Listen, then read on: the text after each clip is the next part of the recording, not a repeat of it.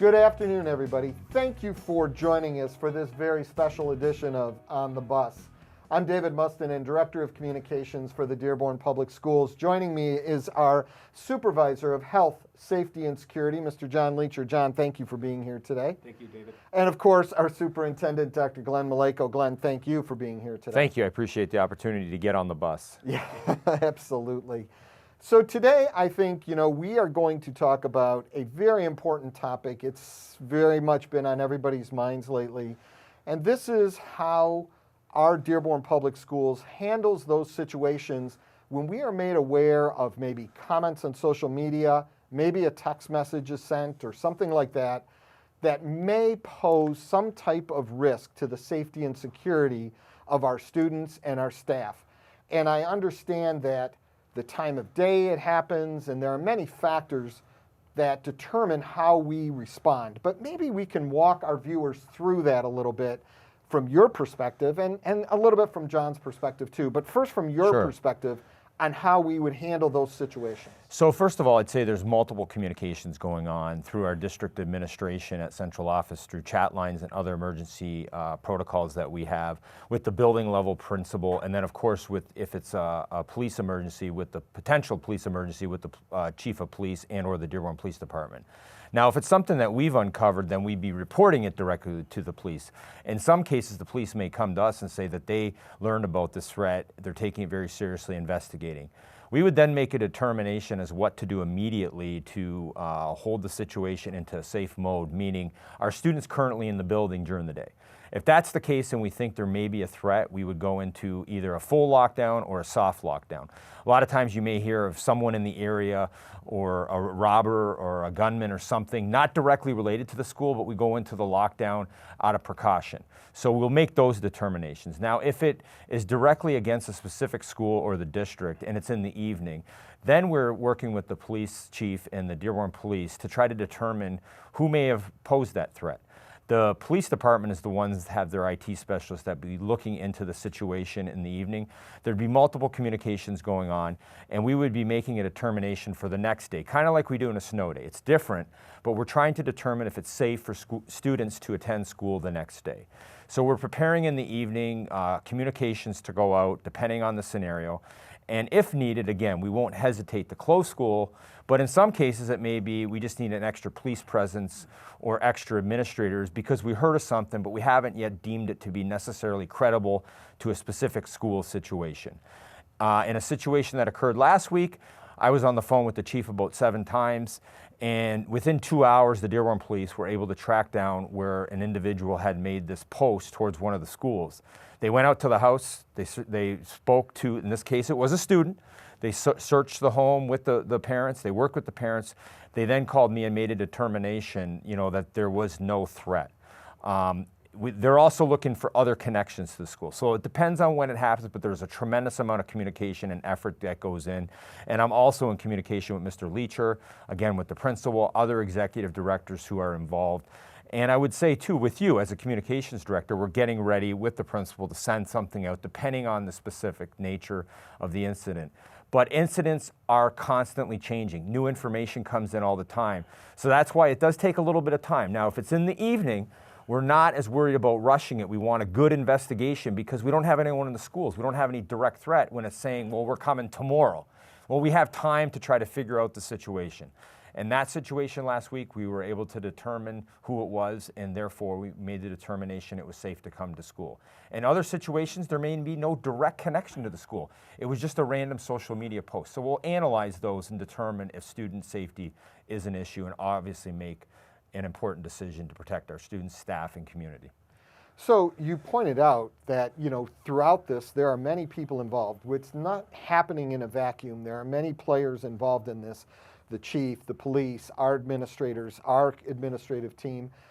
You're talking directly with the chief. John, in your role, you probably are talking with other police personnel while all this is going on. Yeah, absolutely, David. And as Dr. Maleyko mentioned with that incident that we investigated with the Dearborn Police Department last week, while he was on the phone with Chief Haddad, I'm on the phone with Captain Shaheen, the commander of the Investigations Bureau for the entire police department. Also on speed dial is our SRO supervisor, Detective Sergeant Skazilis. And I just want to comment, on the outstanding relationship we have with them. While, as Dr. Maleyko pointed out, that constant communication back and forth, even if we're getting the same information, that redundancy allows us as a team to get together and make sure we're not missing anything. And we've got all the blanks filled in. We've got all the holes filled in. We know exactly how we need to proceed the next day and make sure that our kids are safe.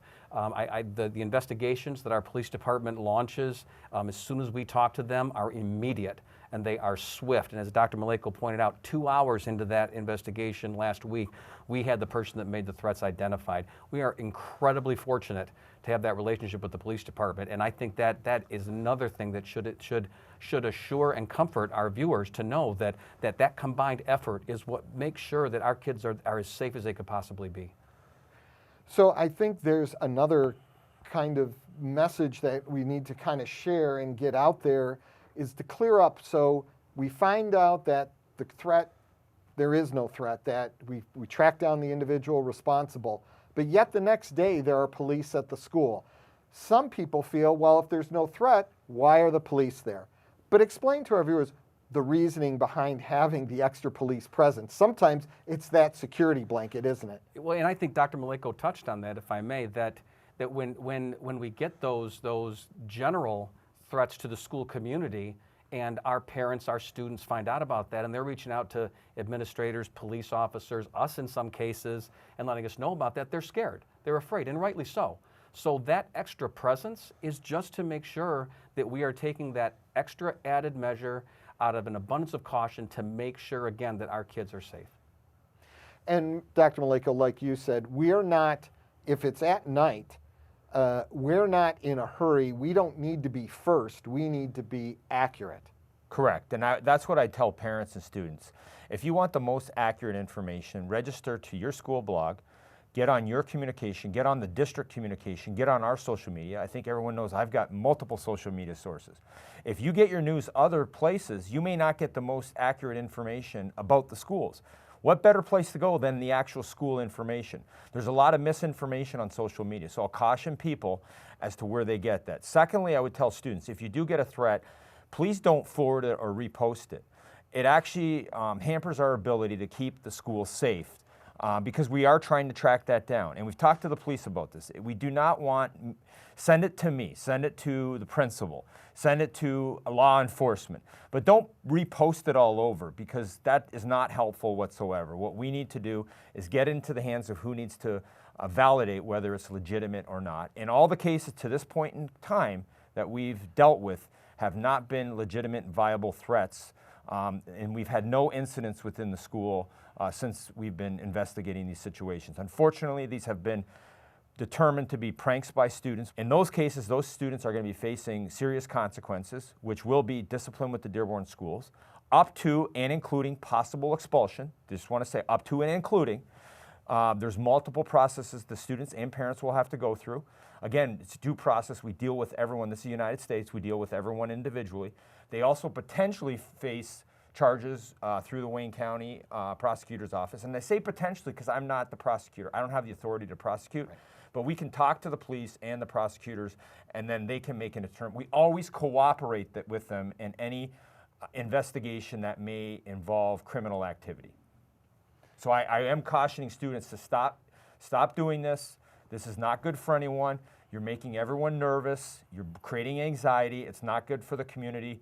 So we need to ask the students and the parents to start advocating as well, all together as one, that we need to stop doing these sort of things because it is not helpful to anyone. Very, very good point. Very important point as well. I think that this is very helpful in giving our viewers just that overview, just so that they know that when these things happen, there are many players involved, including the Dearborn Police. And when we make comments and when our communication eventually does come out, it's based on the fact that we've been in contact with the police, and our recommendations are usually because the police have given us that okay to move forward and go forward with school. Dave, can I make a closing comment too? That we appreciate the great partnership with the police, Chief Haddad. They're fantastic. But I also want to say they're intensive situations for the building principals and their staff. And our staff does a #1 top job at the building level, and I've seen it time and time again. So I want to thank them, and I want to thank the parents that cooperate and work with the principals and the teachers to calm the situation and help us deal with it, because we need everyone to work together, because if we don't, then we're less safe, and we don't want to do that. We need to work together to make sure we have protocols that will keep students safe, following proper communication channels and working together. So our staff does an awesome job at the building level, and I appreciate it. Thank you both. Thank you both for joining us, and thank you for sharing that very, very important information. Thank all of you for taking a few minutes to join us here today.